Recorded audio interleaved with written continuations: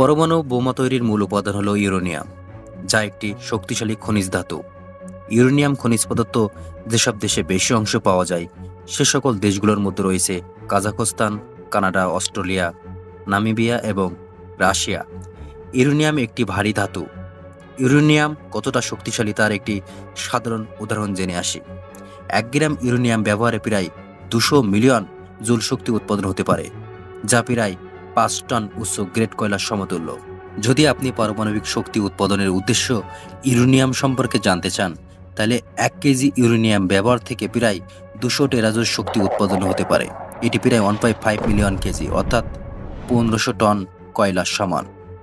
এবার আসি খনিজ পদার্থ ইউরেনিয়াম কিভাবে পরমাণু বোমার জন্য প্রস্তুত করা হয়। সেন্ট্রিফিউজ একটি বিশেষ ধরনের মেশিন যা ইউরেনিয়ামকে সমৃদ্ধ করার জন্য ব্যবহার করা হয়। এই মেশিনে ইউরেনিয়াম হেক্সোফ্লোরাইড গ্যাসকে খুব দ্রুত ঘোরানো হয়, যার ফলে ইউরেনিয়াম 235 এবং ইউরেনিয়াম 38 আইসোটোপগুলি পৃথক হয়ে যায়।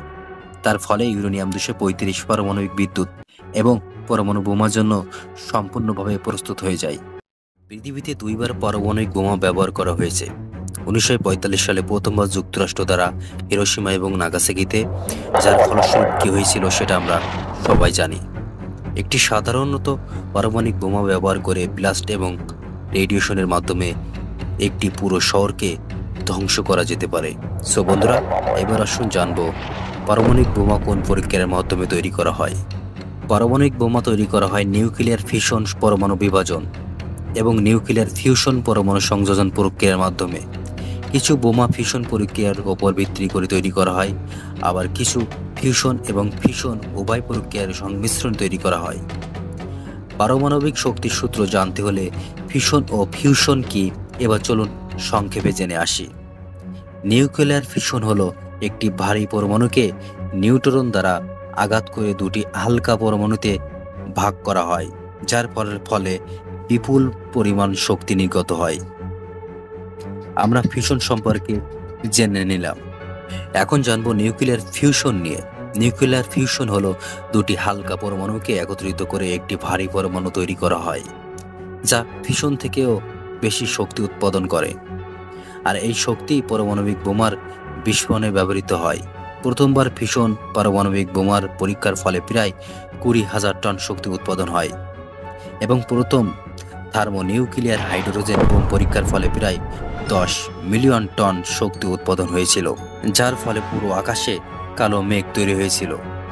এবং বর্তমান রাশিয়ার কাছে পারমাণবিক বোমার ব্যবহারে এখন পর্যন্ত সর্বোচ্চ 50 মেগাটন শক্তি উৎপাদন হবে, যার ফলে পৃথিবীর আকাশ কালো মেঘে ঢেকে যাবে। সম্প্রতি ইরান ইসরায়েলের মিসাইল ছোড়াছুড়ি যুদ্ধ চলছে। ঠিক এ কারণে যুক্তরাষ্ট্র তাদের শত্রু ইরান পরমাণু বোমা তৈরি করতে না পারে, সেজন্যই তাদের B-2 বোমারু বিমান দিয়ে ইরানের পরমাণু স্থানে হামলা চালায়। কারণ এখনকার পরমাণু বোমা এতটা শক্তিশালী যে গোটা আমেরিকার শহরকে ধ্বংস করতে মাত্র কয়েক মিনিট লাগবে। এখন জানবো পারমাণবিক বোম কোনো স্থানে পড়ার পর কিভাবে শক্তি বা বিভাজন প্রক্রিয়াটি শুরু হয়। নাম্বার 1, একটি নিউট্রন একটি ভারী নিউক্লিয়াসে আঘাত করে। নাম্বার 2, এবং ভারী নিউক্লিয়াসটি ভেঙে দুটি হালকা নিউক্লিয়াসে পরিণত হয়।